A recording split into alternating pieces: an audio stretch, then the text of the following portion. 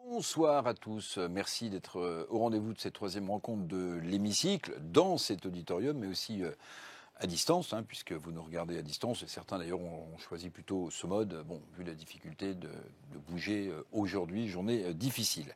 Alors ces troisième rencontres de Tosca et de l'hémicycle, la revue qui aime la politique, sont consacrées globalement à l'emploi, mais on va faire un focus plus spécialement ce soir sur la santé au travail et la santé des travailleurs, ce qui n'est pas exactement la même chose. En tout cas, c'est ce que j'essaierai de faire dire aux uns et aux autres, et en particulier la santé des travailleurs du secteur de la santé et du médico-social, justement.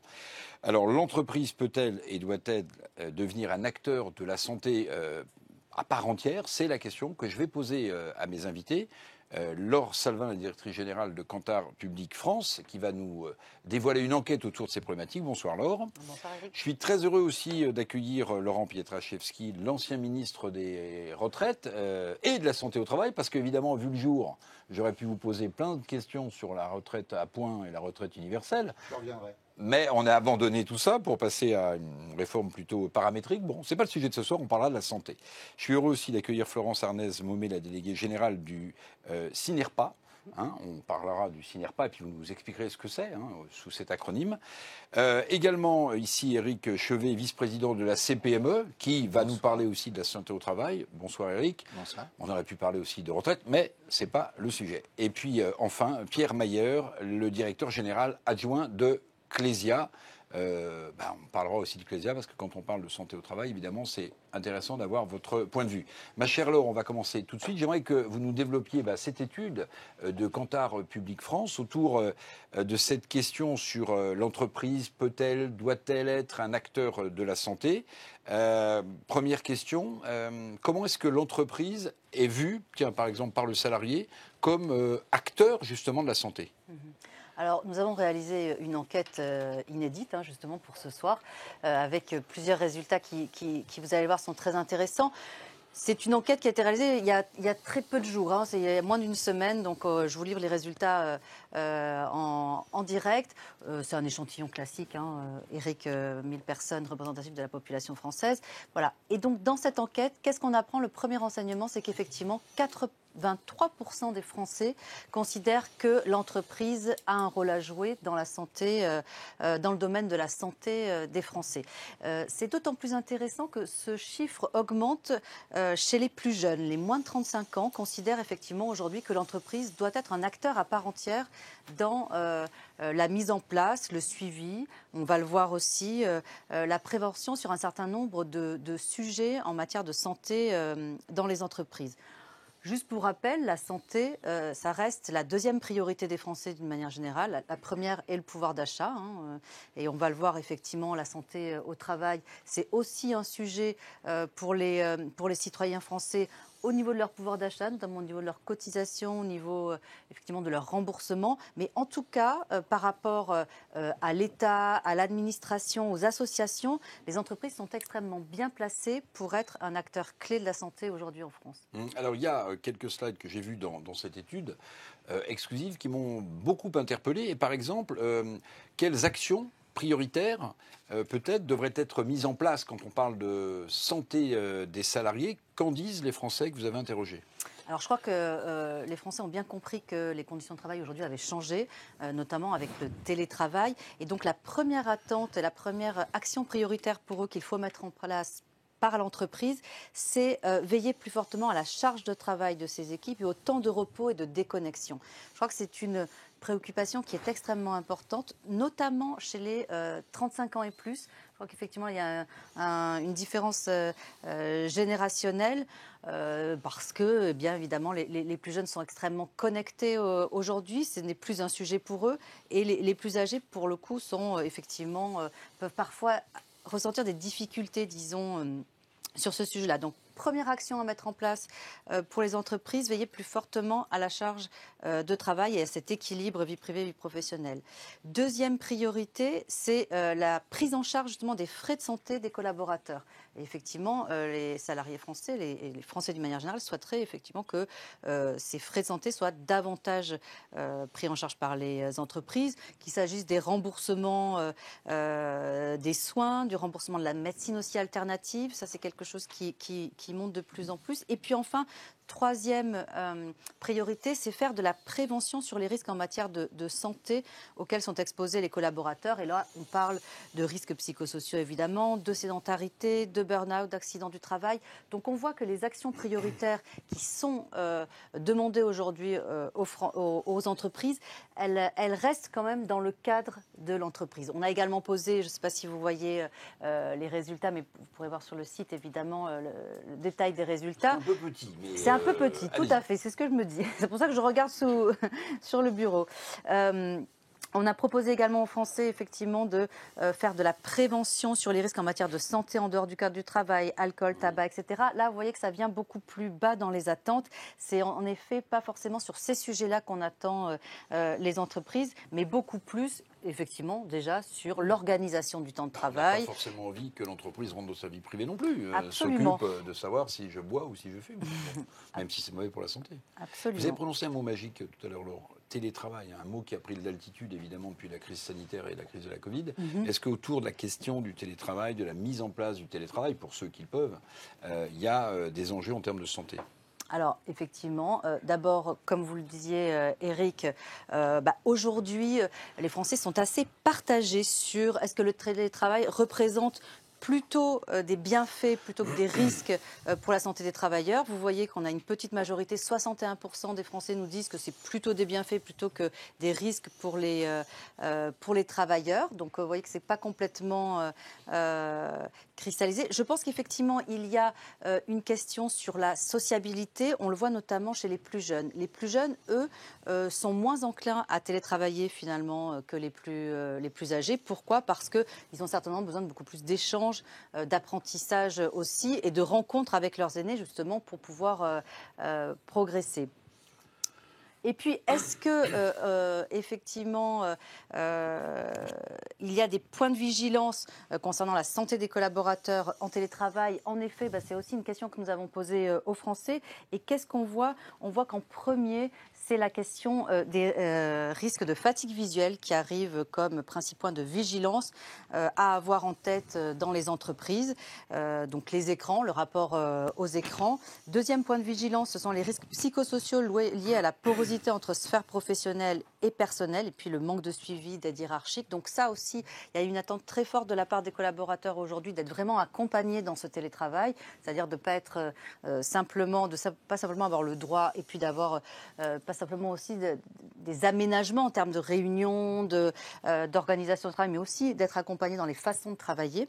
Et puis enfin, troisième risque, point de vigilance pour les Français, ce sont les risques musculo-squelettiques, effectivement, qui peuvent être liés à l'absence de mobilier adapté. Et ça, on le voit notamment, c'est extrêmement important chez les femmes qui disent avoir beaucoup de problèmes dans les femmes salariées qui affirment effectivement qu'elles ont beaucoup de problèmes dans ce domaine-là.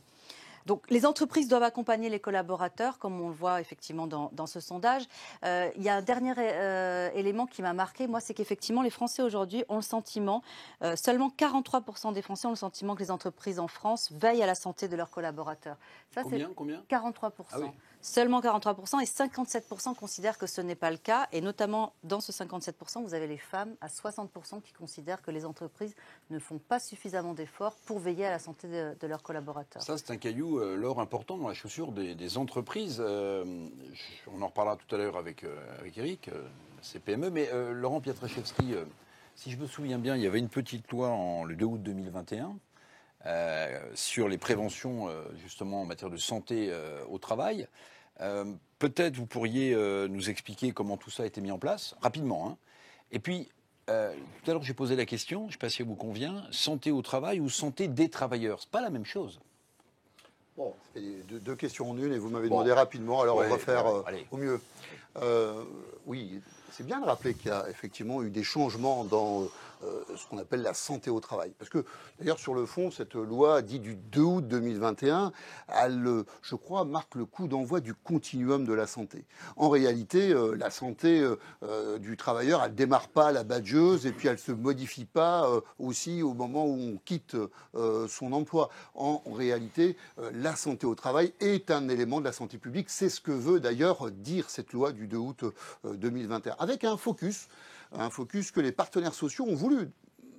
D'ailleurs, c'est vrai, parce que j'ai été législateur pendant quelques années et membre du gouvernement, et puis comme Éric Chevet est là, je ne résiste pas au plaisir de rappeler quand même que dans notre pays, on n'a pas souvent des grands accords nationaux interprofessionnels, ce qu'on appelle des ANI, mais quand on en a, ils sont de très bon niveau et ils sont très utiles. Et cette loi du 2 août 2021, elle vient d'un ANI de 2020, dont Éric Chevet dira peut-être un mot tout à l'heure. Donc cette loi, c'est une loi qui marque le continuum de la santé, y compris dans l'entreprise, et qui met un focus sur la prévention, qui met un focus sur le maintien dans l'emploi. Parce qu'un de nos gros sujets, peut-être que ça fait écho à l'introduction que vous faisiez tout à l'heure, sur le deuxième volet de mon portefeuille ministériel des retraites, quand j'avais proposé au président de la République de joindre ces deux portefeuilles, à la fois la santé au travail et les retraites, c'est bien parce qu'il y a une nécessité d'accompagner au travail l'ensemble de nos travailleurs dans ce pays. Et au final, d'ailleurs, souvent, vous savez, j'ai cette remarque qui consiste à dire, en fait, la question n'est pas tant forcément de savoir si je vais partir à 62, 63, 64 ou 67. La question, c'est de savoir, est-ce que je serai en bonne santé? Et c'est ça qui doit être l'objectif des entreprises et des salariés. OK. Monsieur Petraszewski, un mot peut-être sur santé au travail et santé des travailleurs. Hein, le distinguo qu'on peut faire, enfin, en tout cas, tel que vous le percevez. C'est pas du tout la même chose. Oui, c'est pas du tout la même chose parce que la santé au travail, elle est bien connue, même elle est déclinée juridiquement et là-dessus, on le sait, c'est la responsabilité de l'employeur. Donc c'est une responsabilité qu'il porte entièrement. D'ailleurs, je voudrais rappeler que les employeurs ont été sérieusement au rendez-vous de tout ça parce que quand on est dans une période de Covid, il faut rappeler que c'est eux qui ont porté toute cette responsabilité et ils l'ont fait de façon effectivement très pragmatique avec les représentants des organisations syndicales. Ça, c'est la santé au travail, mais la santé des travailleurs, c'est la réalité. C'est que vous savez, moi, si ça va pas bien à la maison, si je suis en difficulté dans ma sphère familiale, eh bien, quand j'arrive au boulot, tout d'un coup, il n'y a pas un coup de baguette magique qui se fait et me voilà transformé. Je viens avec mes soucis. Et c'est vrai dans l'autre sens aussi, d'ailleurs. Et tout ça, c'est le continuum de la santé que j'évoquais tout à l'heure. Et ça devient la santé des travailleurs. Éric Chevet, un mot justement sur cette loi du 2 août 2021. Les partenaires sociaux en amont ont beaucoup travaillé. Et puis, comme je pose toujours deux questions l'une, vous avez vu dans le sondage Kantar Public, les entreprises se font tirer les oreilles. 43%, c'était le chiffre. Hein. Donc, comment vous avez travaillé cette loi? Le ministre a salué cet accord. Il n'y en a pas beaucoup. Bon, c'est peut-être plus facile de signer un accord avec un syndicat patronal qu'un syndicat salarié. Donc, cette loi, et puis derrière, qu'est-ce que vous répondez à ce chiffre qu'on a entendu de leur salle? Effectivement, il y a eu un accord national interprofessionnel qui a précédé la loi. Laurent Petraszewski a raison sur ce point, évidemment. Mais l'ANI lui-même suivait un rapport quand même de nos parlementaires. Et en fait, sur la santé au travail, c'est perpétuellement en mouvement. C'est comme dans le domaine de la formation professionnelle, grosso modo, on a une loi tous les 5 ans. Et donc, cet ANI, il est important parce qu'il marque effectivement une rupture, je crois, qui est essentielle, qui consiste à passer dans une culture de prévention, ce qui n'est pas la culture française en matière de santé. En règle générale, on n'est pas très très bon sur l'idée de la prévention. On est plutôt bon sur la réparation, on a d'excellents médecins, etc. Mais on n'est pas très très bon sur le plan de la prévention. Et en matière de santé au travail, c'était particulièrement le cas. Donc oui, il fallait faire un effort massif sur la prévention. La loi du 2 août traduit un certain nombre de choses, mais elle laisse sur des côtés... Sur le chiffre, les entreprises ne s'occupent pas assez de la santé de leurs salariés. Et c'est particulièrement vrai dans les TPE-PME, et ça n'est pas acceptable. Nous souhaitons à la CPME qu'il y ait un meilleur service apporté par les services de santé au travail sur le territoire au plus près des TPE-PME. Et c'est pour ça que dans le prolongement de ces deux textes fondamentaux, il y en aura d'autres qui sont à venir, et notamment la négociation sur les accidents du travail, maladies professionnelles qui sont en cours. Je pense qu'il faut essayer de distinguer quand même, dans le cadre de la santé publique en général, ce qui relève de la santé au travail en particulier, et qui, de notre point de vue, et de la responsabilité des partenaires sociaux. Aujourd'hui, c'était traité quand même un peu trop, de notre point de vue, dans le champ de l'assurance maladie. Et nous voulons en fait reprendre la main, nous partenaires sociaux, sur la question de la santé au travail, parce que ça n'avance pas suffisamment lorsque nous sommes chapeautés par l'assurance maladie. Et à Madame Anas Moumé sur le secteur, voilà, en difficulté, qui peine à recruter, qui a été sous les feux de l'actualité, et puis aussi évidemment à Pierre Meyer, parce que Clésia c'est un acteur principal, hein, c'est le premier groupe de protection sociale, mais juste, et puis peut-être que vous pourrez réagir aussi. J'ai cru comprendre que maintenant il fallait plus parler de carrière pénible, mais d'usure au travail. Alors, pardonnez-moi, mais c'est juste un habillage pour essayer d'attirer des gens dans des secteurs sous tension de main-d'œuvre, où ça répond à une réalité vraiment de prise en charge de la santé des salariés qui s'usent au travail. Nous avons beaucoup œuvré dans le cadre de ce projet de loi qui est en discussion pour prendre en compte une filière de prévention de l'usure au travail. Je crois que c'est essentiel. La pénibilité, c'est clairement identifié avec des indicateurs et des critères qui sont clairement marqués. Et il y en a 6 et ça correspond bien et ça entraîne effectivement une dégradation de la santé si on est exposé longtemps en termes de pénibilité. L'usure au travail, c'est plus compliqué parce qu'effectivement c'est un phénomène qui s'étale sur la durée et qui est beaucoup moins perceptible, ou du moins qui est beaucoup moins facile à quantifier. Et ce que nous créons là, et j'espère que la loi sera votée, je la défends en tout cas, ce que nous créons aujourd'hui, c'est un nouveau droit, un droit de la prévention de l'usure. Et ça démarre avec effectivement une visite autour de 45 ans, que nous avions déjà prévue dans la loi santé au travail.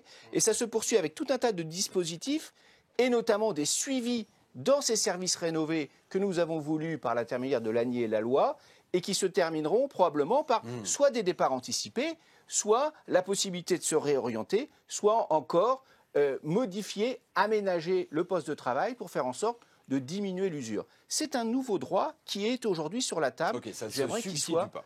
Ça ne se substitue pas. Ça complète. Absolument pas. Ça complète. Non, mais c'est important de le préciser. Ça complète. Pierre Meyer, allez, parlez sans crainte. Quelle vision un groupe important dans la protection sociale comme Clésia porte sur la santé en entreprise et sur déjà le début de ce débat? D'abord, je pense voilà, les Français ont raison. L'entreprise est un acteur de santé. L'entreprise est un acteur de santé parce que, au fond, il est question à la fois de performance économique et de performance sociale. Les employeurs ont besoin d'avoir des salariés qui soient en bonne santé.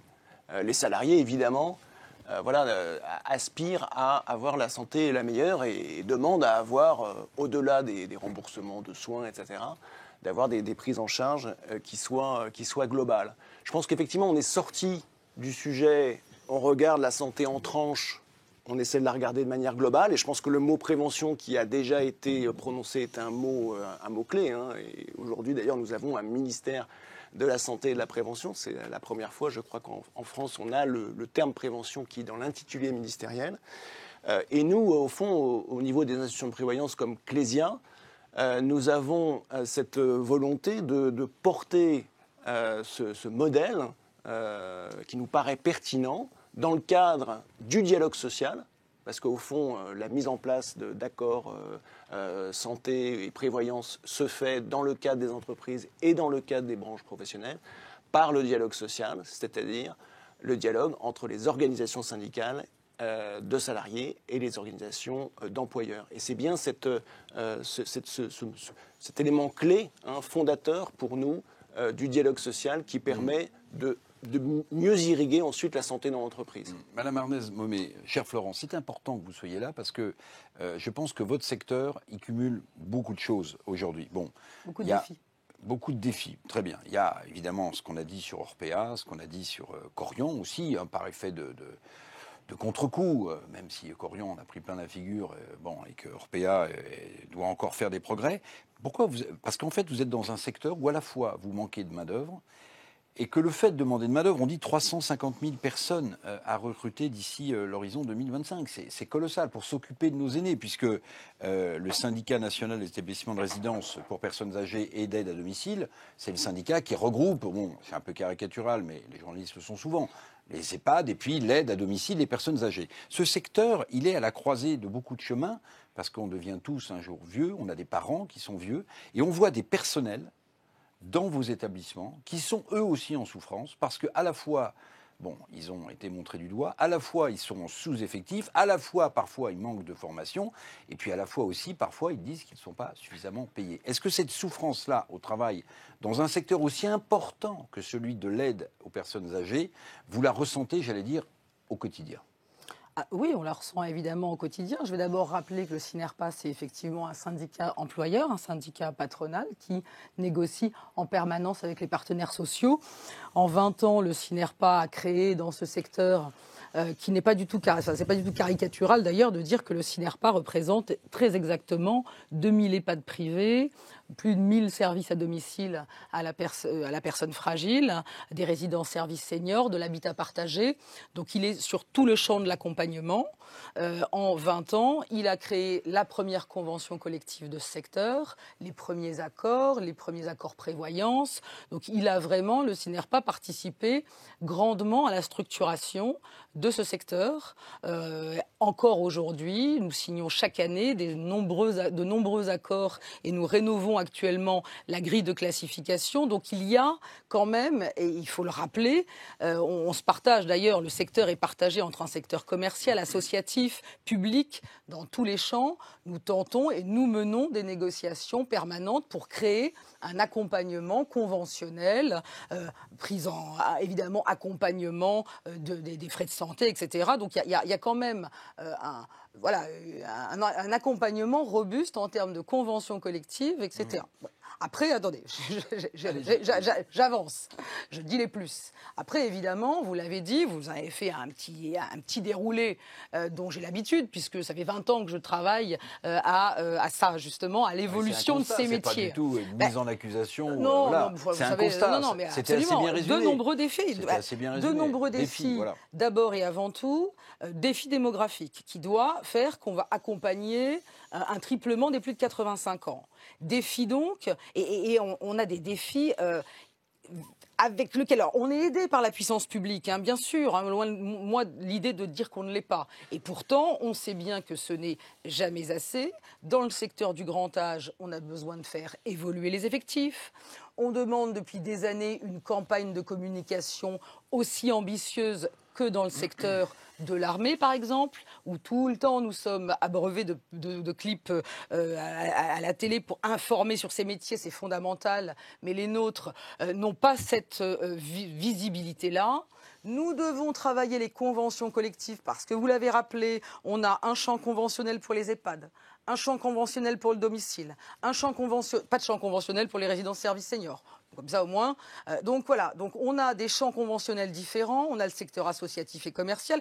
Donc on n'a pas réussi à créer la filière du grand âge. La filière du grand âge, c'est pas uniquement la filière sanitaire dont on nous parle, aides-soignants, médecins, infirmières, qu'on ne trouve pas sur le territoire. Il faut repenser une filière grand âge parce que les actes et tous les débats qu'on a eus ces 3 dernières semaines qui sont difficiles pour tout le monde montrent bien que qu'est-ce qu'on a besoin. On a besoin de personnel sachant être très proche et en accompagnement des actes essentiels de la vie. C'est important. Si je peux me permettre de vous interrompre, est-ce qu'on peut dire, et vous n'avez pas moins par oui ou par non, mais juste avec 3-4 phrases, est-ce qu'on peut dire que le défaut d'attractivité en termes de main-d'œuvre de votre secteur tellement important, je le redis sans aucune démagogie, c'est notamment dû aux conditions de travail des personnels qui... Est-ce qu'on peut dire les choses comme ça ? C'est un cercle vicieux. On est sur totalement le dispositif du cercle vicieux.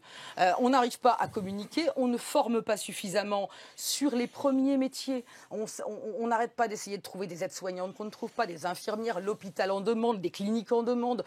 Nous devons former un premier niveau de soins pour le champ du grand âge, qui est l'accompagnement notamment qu'on a vu sur M6 dimanche soir, c'est-à-dire l'accompagnement aux actes essentiels de la vie quotidienne. Pour faire cet accompagnement aujourd'hui, il faut être diplômé aide-soignante. Les aides-soignantes, on se les arrache. On continue combien de temps à se dire on n'a pas d'aide-soignante, donc non.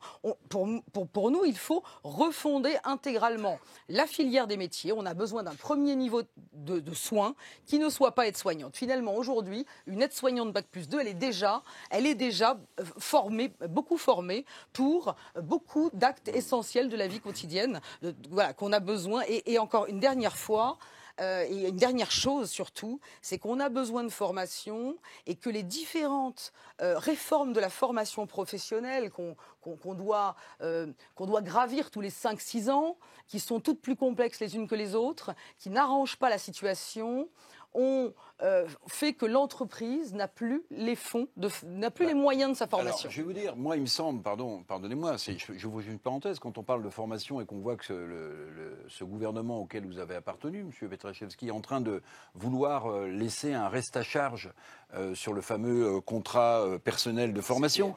Le compte personnel de formation, où on se dit, mais attendez, c'est les 80% des salariés les plus pauvres qui vont devoir mettre la poche, alors que c'est eux qui ont besoin d'être en transition et d'être formés. Je ferme juste la parenthèse, parce que c'est vrai que la question de la formation est essentielle. Mais je voulais vous interroger sur quelque chose de précis, d'actualité, M. Petraszewski.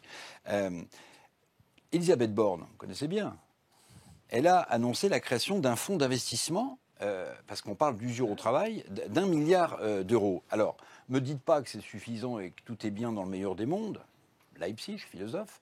Ce milliard d'euros, c'est pour voir ou c'est un gouvernement qui prend conscience de l'importance de l'usure au travail et de la santé des salariés.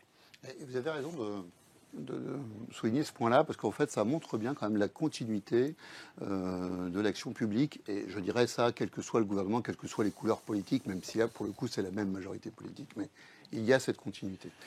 Pourquoi je dis cela ? La loi du 2 août 2021 sur la prévention en santé au travail crée cette visite de mi-carrière qu'évoquait Éric Chevet tout à l'heure. À 45 ans, ça peut être d'ailleurs un âge un peu plus tôt si les branches le décident, parce qu'elles connaissent la nature des activités, des métiers qu'elles font réaliser. Il y a cette visite de mi-carrière. Et il y a en réalité des évolutions qui maintenant doivent se faire tout au long de la vie. Et ce fonds, il va bénéficier à qui ? Il va bénéficier essentiellement aux branches, aux entreprises, à ceux qui sont sur des métiers particulièrement exigeants sur ce qu'on a appelé tout à l'heure les critères de pénibilité, mais y compris, parce que c'est un débat, nous n'avons pas ce soir de représentants des organisations syndicales, mais je pense que s'il y en avait une ou un, ils nous le diraient, y compris sur ce qu'on appelle les critères ergonomiques. Je ne veux pas faire de technicité ici, c'est simplement la manutention, les vibrations, le port de charges lourdes. Voilà, tout ça, ça nous parle. Tous ceux qui ont travaillé dans un entrepôt voient bien ce dont je veux parler. Eh bien, ceux qui sont exposés à ce type de risque bénéficieront d'un accompagnement médical supplémentaire et doivent bénéficier de ces investissements. 1 milliard, c'est 250 millions par an. On pourrait d'ailleurs se demander pourquoi c'est 250 millions. On a un excédent de la branche accident du travail, maladie professionnelle qui est plutôt de l'ordre d'1 milliard par an. Donc on pourrait même imaginer que ce fonds puisse être encore bonifié.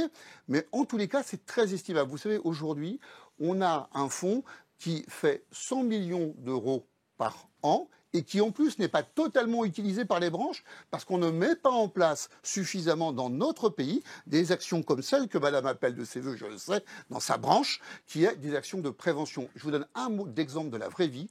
J'étais, et peut-être vous connaissez ce groupement hospitalier qui s'appelle l'ANAC, qui est chez moi à Liévin, dans le Pas-de-Calais, à qui j'ai remis récemment un trophée dans le cadre des Human Day, parce que toute cette équipe travaille aux soins de manutention, c'est ce que vous connaissez bien, hein, c'est comment on fait pour que ceux qui bossent dans les EHPAD puissent avoir, avec des outils, des draps anti-glisse, avec un certain nombre d'outils qui les aident, notamment quand il faut porter des résidents, comment on fait pour prendre mieux soin de celles et ceux qui sont les plus âgés, qui sont dans les EHPAD, en prenant aussi soin de celles et ceux dont c'est le métier.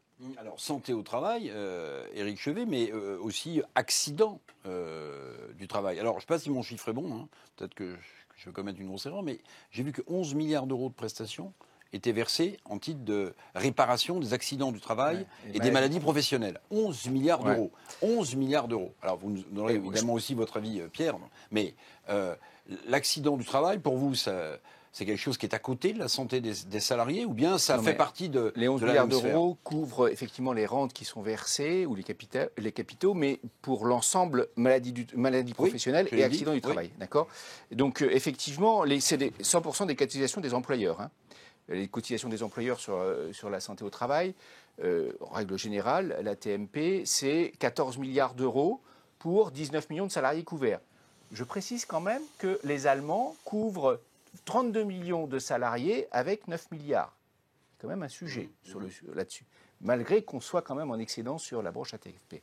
Le problème, effectivement, Laurent avait raison de préciser que ce fonds qui accompagne l'usure professionnelle va pouvoir enfin enclencher la prévention avec des moyens au bout. C'est ce qu'on réclamait, et c'est pour ça qu'on réclame, nous les partenaires sociaux, de piloter la branche accident du travail, maladie professionnelle, parce que nous voulons consacrer ces excédents sur la prévention, avec l'idée qu'effectivement, à terme, on puisse avoir un jeu de vase communicant entre la prévention et la réparation, parce que la réparation, certes, c'est absolument nécessaire. Je ne refais pas l'histoire, il faudrait remonter à 200 ans presque au compromis historique, mais c'est absolument nécessaire, mais ça ne compense pas humainement, ça n'est pas acceptable. Ce qui est acceptable, c'est effectivement d'éviter l'exposition, et le milliard qui est consacré à ça est fait pour éviter l'exposition. Tant qu'on peut le faire, il faut le faire, et c'est ce que nous voulons faire par l'intermédiaire effectivement des fonds qui seront affectés dans les branches, auxquels vont se saisir les partenaires sociaux pour déterminer à la fois les méthodes et les outils dont on a besoin dans les PME pour éviter l'usure professionnelle ou la pénibilité. Ça, c'est du concret. Je trouve que voilà, c'est financé dans le package qu'on nous propose aujourd'hui. Pierre Maillot, justement, en termes de réparation, bon, on vient d'écouter ce que nous dit le vice-président de la CPME, mais en termes de réparation, comment les institutions de prévoyance se situent? À quel moment elles actionnent? À quel moment elles sont là? Comment ça se passe? On intervient fondamentalement sur l'incapacité et l'invalidité. Ça, c'est en termes de garantie de prévoyance. En termes de garantie de santé, on intervient en complément de la sécurité sociale, bien sûr, des prestations de la sécurité sociale, pour les frais de santé et pour des dispositifs d'accompagnement. Mais tout le débat qu'on a là, c'est d'une certaine manière, c'est qu'il faut décloisonner. Et il faut arriver à faire ce pontage entre la démarche santé au travail, où finalement on voit qu'il y a de l'argent d'une manière ou d'une autre, on voit qu'il y a des acteurs qui sont motivés.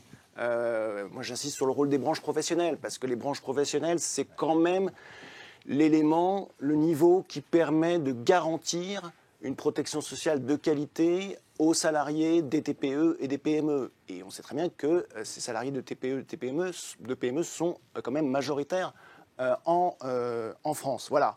Donc de pouvoir apporter ces dispositifs, ces financements pour des actions de prévention en amont qui peuvent permettre d'éviter d'avoir, dans la mesure du possible, des accidents du travail, des arrêts de travail, des dispositifs qui vont conduire le salarié à être absent de l'entreprise, et de revenir quelques semaines, quelques mois, et le temps passe, etc. Et on sait très bien qu'une fois qu'on a passé un certain cap, c'est d'autant plus difficile d'avoir un retour. C'est tout le sujet de la désinsertion professionnelle. Donc je dirais que voilà, toutes ces problématiques finalement qui aujourd'hui, enfin jusqu'à très peu finalement, étaient considérées de manière très cloisonnée, il nous faut les réunir. Mais on a une chance, c'est que quelque part, on a les partenaires sociaux qui sont, je dirais, il y a non seulement l'exécutif, non seulement les pouvoirs publics, mais il y a les partenaires sociaux qui sont à la fois à la manœuvre côté branche accident du travail, maladie professionnelle, et côté dispositif de protection sociale en santé et en prévoyance, discuté dans le cadre des branches professionnelles et des entreprises.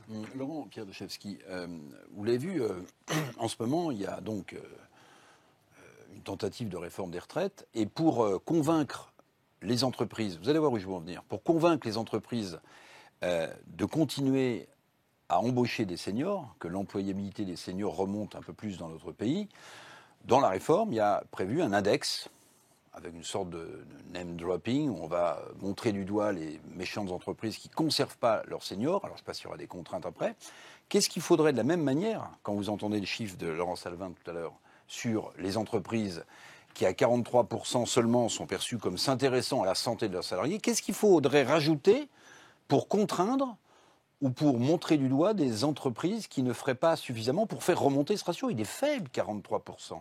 Dans cette loi du 2 août 2021, qu'est-ce qu'il faudrait améliorer? Vous voyez, si vous aviez un coup de baguette magique, je vous reprends au gouvernement et vous me donnez la solution pour que ce pourcentage remonte. Merci de votre confiance. Un mot quand même, parce que 43%, c'est pas ridicule. Mais en fait, ce qu'on vient de voir là, y compris d'ailleurs dans le domaine du soin et d'aide à la personne, c'est que en fait, les enjeux de santé des salariés, des travailleurs, quand je dis travailleurs, c'est parce que ça ne concerne pas que les salariés, hein, j'insiste bien, les professions indépendantes, professions libérales, sont aussi concernées, tout comme d'ailleurs la fonction publique.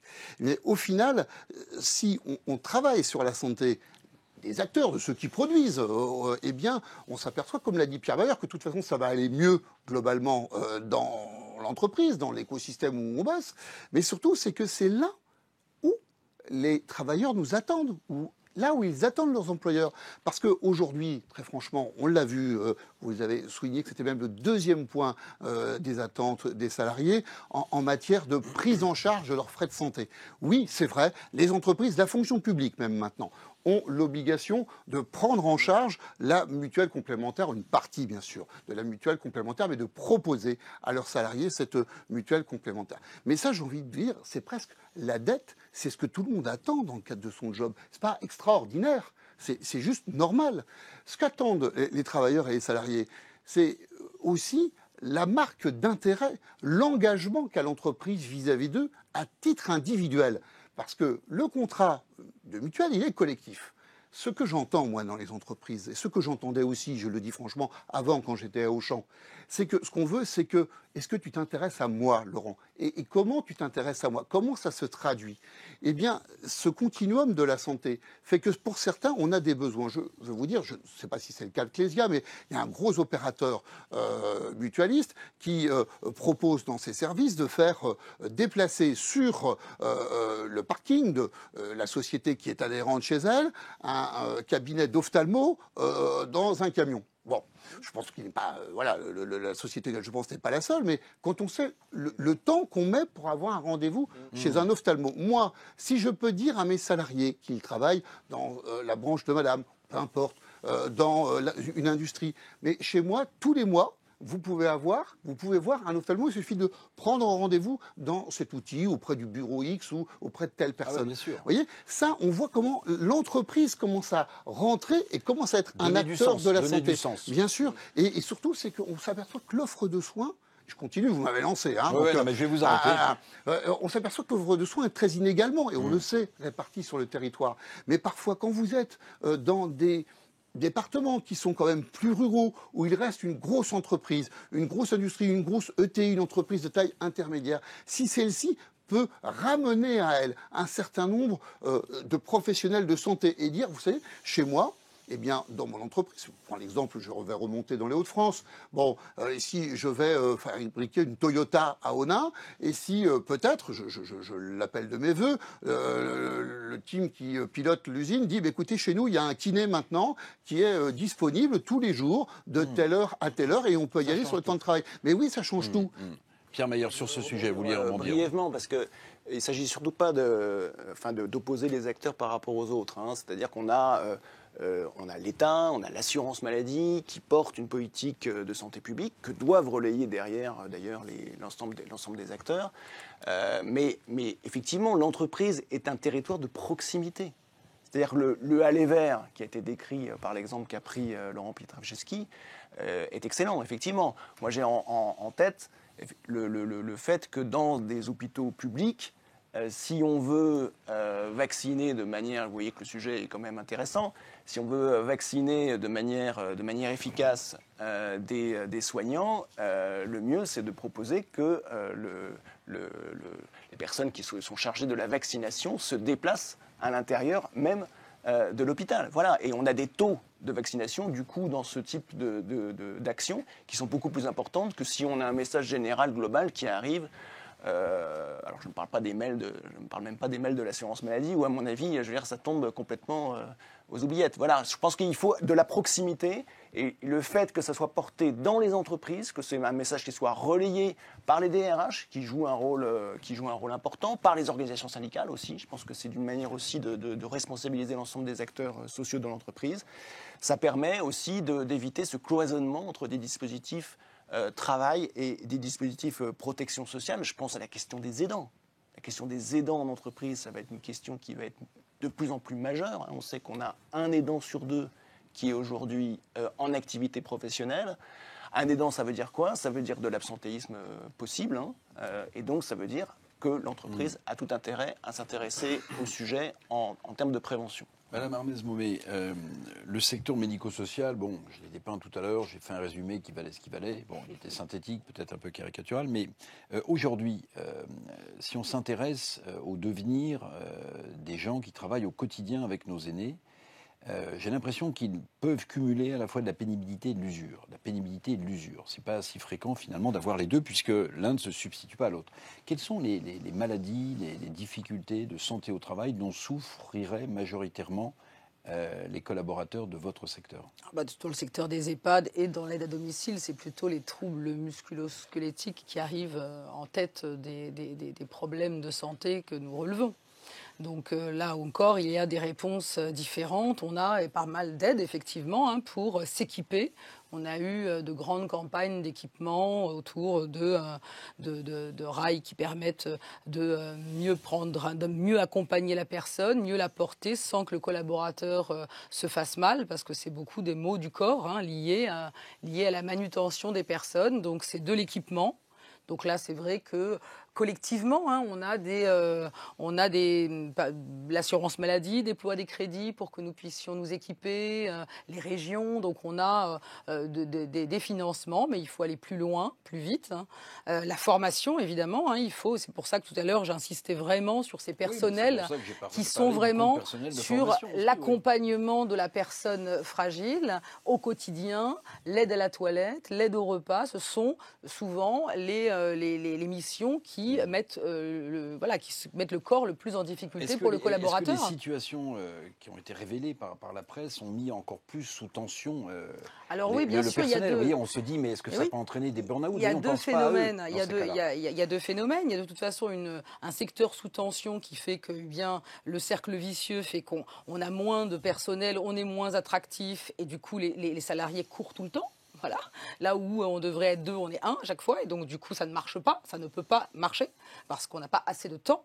Voilà. Donc, oui, bien sûr qu'il faut être absolument sur toujours les mêmes actions. La formation professionnelle, évidemment le recrutement. Et encore une fois, retravailler les métiers.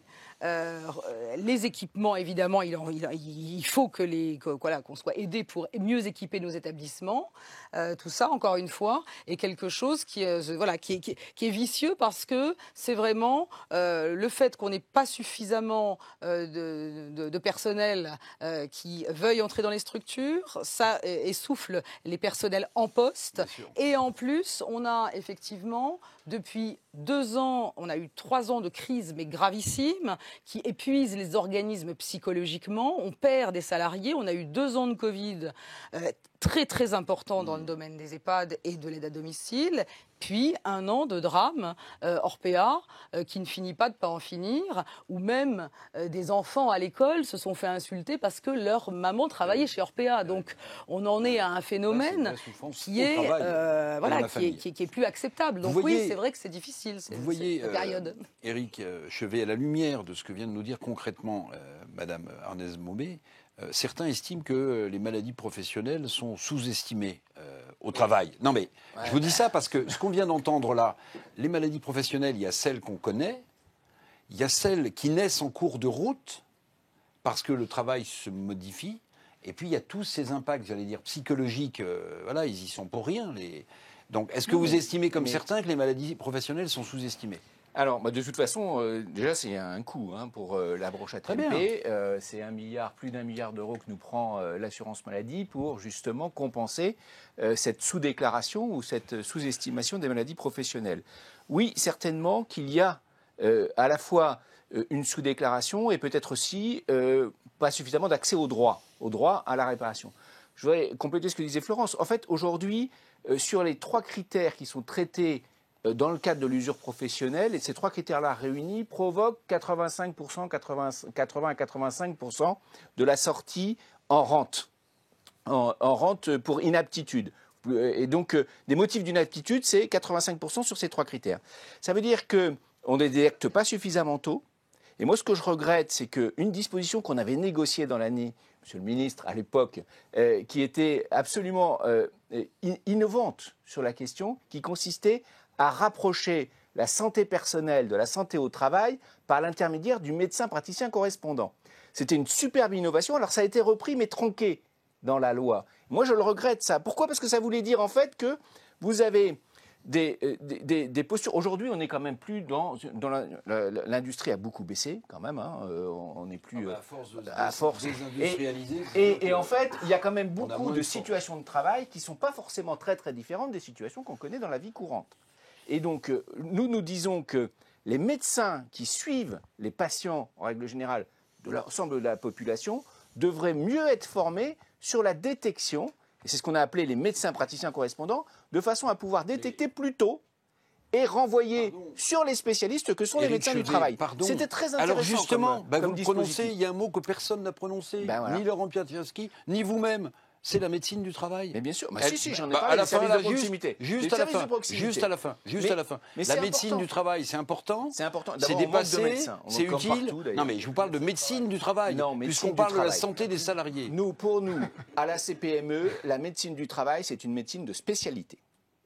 Ça veut dire que ceux qui traitent du général, ça doit être traité par des médecins généralistes, et ceux qui traitent des difficultés particulières suivi en suivi individuel renforcé, en usure professionnelle, en pénibilité, ça doit faire l'objet d'un suivi par un spécialiste. Et pour moi, le spécialiste, c'est le médecin du travail. Donc vous avez la possibilité de mobiliser l'ensemble du dispositif de santé français pour être mieux approcher ces problèmes de situation de travail et pouvoir flécher, comme on le fait pour un cardiologue ou pour un radiologue, vers le spécialiste qu'est le médecin du travail. C'est comme ça qu'il faut envisager à l'avenir la construction de l'ensemble. Je ne sais pas pourquoi, Laurent Pietraszewski, mais je n'ai pas l'impression que vous ayez tout à fait le même regard sur la médecine du travail. Peut-être que je me trompe complètement. Est-ce qu'il faudrait... Oui, je pense que vous vous trompez. Oui, je me trompe rarement totalement. Voilà, vous voyez, si vous précisez, c'est que je ne me trompe pas totalement. Bon, je pense qu'Éric Chevet a tout à fait raison. D'ailleurs, c'est aussi comme ça. Hein, c'est une spécialisation, la médecine du travail, pour ceux qui font le choix de faire des études de médecine. Donc, il a tout à fait raison, je dirais, dans la lettre comme dans l'esprit.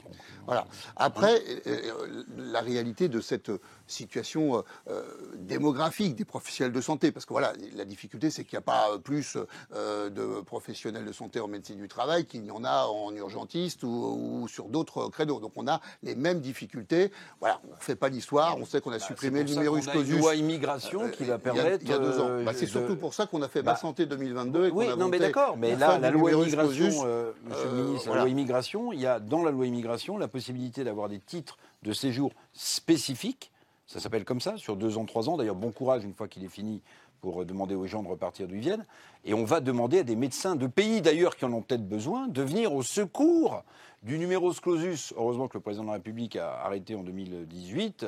Mais enfin, on est dans une situation, pardonnez-moi, mais en termes de médecins, terrible. C'est aussi pour ça. Et qui est mondiale. Non, bah, oui, enfin, elle est mondiale, oui. Ah si, pour le coup, ce qui est terrible, c'est que la pénurie de professionnels de santé est très bien. Malheureusement mondiale. Enfin, le numerus clausus, il n'était pas mondial, monsieur le ministre. Non, mais vous savez, comme moi, je me suis battu pour qu'on le supprime, je ne fais que heureux de vous entendre là-dessus. Parce que, voilà. Et je me suis d'ailleurs même demandé, quand j'ai fait un peu de politique, pourquoi on avait dû attendre si longtemps. Mais passons, il faut bien faire, c'est ça qui est essentiel. Alors, le point sur lequel voulait, je crois, revenir Éric Chevet et vous-même, c'est sur le fond, ce qu'on appelle la médecine du travail, la santé au travail. D'abord, maintenant, c'est vrai que, et Éric Chevet l'a dit tout à l'heure, ce sont des services de prévention et de santé au travail. Alors, ok, vous allez me dire, c'est de la sémantique, vous avez rajouté prévention. Bah, non, c'est pas que de la sémantique, ça donne le sens de l'histoire et ça montre vers quoi sont engagés les milliers de professionnels de santé, l'ensemble des acteurs du monde de la santé au travail, et ça revient sur ce continuum de la santé que j'évoquais tout à l'heure. Après, quel est le point sur lequel on pouvait peut-être, en tout cas à mon avis, nuancer ce que disait Éric Chevet. Et il y a quand même, malgré tout, ce suivi qui est fait par notamment, vous savez que cette loi du 2 août 2021, elle a créé ce qu'on appelle des postes d'infirmières ou d'infirmiers de pratique avancée qui vont pouvoir suppléer les médecins du travail, qui eux vont pouvoir du coup se concentrer, et là c'est là qu'on se rejoint avec Éric Chevet, sur toutes les situations qu'il a évoquées, plus, il n'a pas eu le temps de tout dire, mais donc je vais le dire, plus l'accompagnement de l'employeur et des entreprises et des salariés. Parce que c'est ça l'enjeu. Moi, je me souviens, quand j'étais RH en entreprise, au début, on disait, tiens, le médecin du travail, c'est plutôt celui qui est jamais content, il faut toujours améliorer le poste de travail, pourtant on en fait déjà beaucoup. Bon, puis j'ai passé un peu de temps à discuter avec le médecin du travail, avec les représentants des salariés, et puis je me suis vite aperçu, comme tout le monde, que sur le fond, le médecin du travail, lui, ce qu'il cherche, c'est à faire évoluer le poste de travail pour qu'il soit en adéquation avec les compétences et la santé surtout, la santé du travailleur. Parce que si vous avez un travailleur qui est en difficulté au regard de sa santé pour exercer son job, quel est le risque? C'est qu'il soit mis inapte et qu'il perde son job. Et donc, c'est ça l'enjeu de demain. Vous savez, quand on se pose la question, je boucle avec votre question sur les retraites, quand on se pose la question sur l'inaptitude au travail et le maintien dans l'emploi, c'est ça la grande innovation de cette loi au travers de la prévention, c'est que ça fait le pari et ça donne les moyens par un certain nombre de dispositifs de maintenir dans l'emploi toutes celles et tous ceux qui, et c'est légitime, peuvent à un moment donné ne plus avoir la santé pour le faire. Quel rôle la prévention peut jouer, mais réellement, avec peut-être, je ne sais pas si vous avez des chiffres, elle peut jouer réellement, parce qu'on parle de santé des salariés, bon, très bien, on se dit, mais c'est intuitif ce que je vous dis, je ne sais pas si c'est corroboré par les professionnels que vous êtes, mais on se dit, plus on est en amont sur la prévention, mieux le salarié se porte bien. Donc, oui, la prévention, ça semble être le truc. C'est ce que j'ai expliqué sur la proximité. Oui. Donc, proximité, personnalisation, prévention. Oui. La prévention, moi je vais prendre des exemples parce que je pense que c'est ce qui est plus parlant. Exact. On a aujourd'hui, dans l'ensemble des branches professionnelles, on a quand même 25 accords de branche qui citent, qui prennent en compte des actions de prévention qui répondent à des besoins spécifiques des entreprises du secteur professionnel. C'est ça qui est important. Alors nous, Clésia, par exemple, on a une branche professionnelle qui est très importante, qui est la branche du transport, et on a mené sur cette branche des actions, je crois, assez innovantes, avec un programme qui s'appelle Transportez-vous bien. Transportez-vous bien, ça s'adresse aux 600 000 salariés de la branche. C'est un programme qui s'appuie énormément sur des actions de communication, de pédagogie, d'information, avec des clips, avec un site internet, etc. Et puis ça fonctionne surtout avec des suivis d'actions de prévention. Et ces suivis d'actions de prévention vont donner des points qui sont convertibles en prestations supplémentaires en cas d'accident ou de maladie. Donc il y a un élément, je dirais, incitatif à suivre ces actions de prévention. On a également mis en place une consultation de prévention avec un syndicat de médecins, une consultation de prévention qui n'est pas la consultation de prévention qui est remboursée à 25 € ou même 50 € peut-être demain, j'en sais rien. Mais en tout cas, c'est une consultation de prévention qui est très importante, qui dure au moins 2 heures, au moins 3 heures, qui est une consultation globale de prévention. Et on a également des actions très concrètes en matière de coaching, parce que c'est un mot très à la mode, mais d'accompagnement, on va dire, d'accompagnement sur tout ce qui est évidemment sommeil, nutrition, pratique addictive et puis activité physique. On s'est rendu compte très concrètement que sur le panel de salariés du transport, de la branche transport qui a suivi ces actions, on a eu des vraies améliorations. On a eu par exemple sur le coaching nutrition, sur l'accompagnement nutrition, on a eu 6 kilos en moins pour les participants. Voilà, ça c'est très concret. C'est une action en moyenne. Voilà. Je viens le C'est la profession des chauffeurs routiers est une profession qui est sur la sédentarité. Donc le sujet c'est comment les faire bouger. On a une autre branche professionnelle qui est la branche des hôtels, cafés, restaurants, où là c'est un autre sujet, c'est qu'ils sont debout et qui marchent beaucoup pendant la journée pour servir les clients. Merci beaucoup. Dernière question, Madame Arnez-Momé. Si vous ne trouvez pas les 350 000 personnels nécessaires pour faire tourner dans de bonnes conditions à la fois les EHPAD et l'aide à domicile des personnes les plus fragiles et des personnes âgées, ça veut dire que les conditions de travail et la santé des collaborateurs en poste va continuer de se dégrader, si tant est qu'ils ne soient pas touchés évidemment par ce qu'on appelle la grande démission, parce que c'est aussi un phénomène important. Ah oui, il faut absolument les trouver. On ne se laisse pas d'options. En tout cas, c'est évidemment pas un chiffre à atteindre dans l'année en cours. On est sur des projections.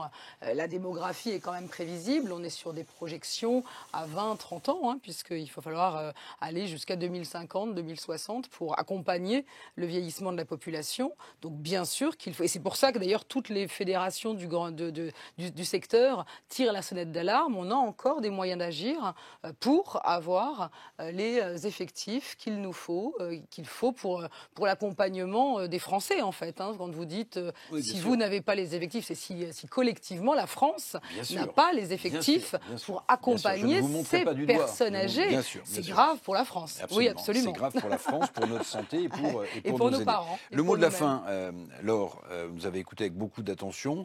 Bon, j'ai été un peu rapide peut-être sur la présentation de l'étude qui est passionnante, qu'on mettra à disposition. Pour conclure ces troisièmes rencontres de l'hémicycle et de Tosca, est-ce qu'on peut tirer un autre chiffre qui nous permettra peut-être de continuer le débat? Tenez, après, là où on va se transporter avec modération tout à l'heure. Oui, tout à fait. Je pense que c'était important d'avoir ces débats déjà et de nombreux intervenants étaient présents sur le plateau, donc c'est bien d'avoir eu aussi un éclairage un petit peu différent sur ce sujet de l'entreprise acteur de santé. On a beaucoup parlé des risques, des accidents du travail. Je pense qu'il y a quand même de nouveaux phénomènes aussi aujourd'hui, notamment autour du télétravail. Et je pense que vous parliez d'individualisation aussi, d'accompagnement individualisé. Je pense que chaque entreprise, chaque branche d'entreprise doit aussi continuer à suivre l'évolution des besoins de leurs collaborateurs, qui est forcément, certainement différente d'une branche à l'autre et d'une entreprise même à l'autre. Et je vois, il y a un dernier chiffre peut-être que je pourrais partager, c'est 50% des Français qui considèrent qu'il est important de s'attacher à, ou d'être vigilant en tout cas, sur la question des risques mentaux liés à l'isolement. Et notamment, c'est presque on pourrait dire effectivement un nouveau risque en fait qui est apparu avec le télétravail. Et c'est vrai que quand on discute notamment avec les collaborateurs sur leur expérience du Covid, leur expérience du confinement, etc., on voit à quel point ils ont souffert certains de cet isolement. Et ça, ce sont des nouveaux risques effectivement qu'on est obligé en tant que chef d'entreprise finalement de suivre et d'essayer d'identifier et puis effectivement de prévenir parce que ils ne sont pas forcément adressés aujourd'hui. Voilà. Merci mesdames, merci messieurs, merci de nous avoir suivis dans l'auditorium, le bel auditorium d'Epoca, et puis tous ceux qui nous ont suivis à distance pour cette troisième rencontre de Tosca de l'hémicycle qui était consacrée à la santé. Donc rendez-vous pour la quatrième rencontre très bientôt. Merci de votre attention.